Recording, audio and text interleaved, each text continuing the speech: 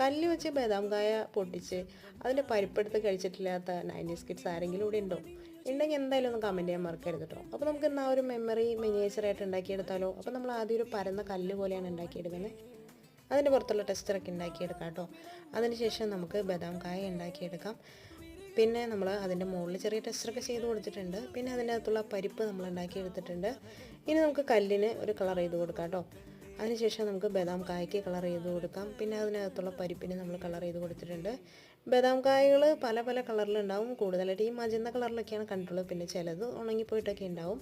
അങ്ങനെ നമ്മൾ പല കളർ കൊടുത്തിട്ടുണ്ട്. ഇനി നമുക്ക് കല്ലിൻ്റെ മുകളിലായിട്ട് ബദാം കായകളൊക്കെ ഒന്ന് ഒട്ടിച്ച് കൊടുക്കാം. അപ്പുറത്തെ സൈഡിലായിട്ട് നമ്മുടെ പരിപ്പും സെറ്റ് ചെയ്ത് വെക്കാം കേട്ടോ.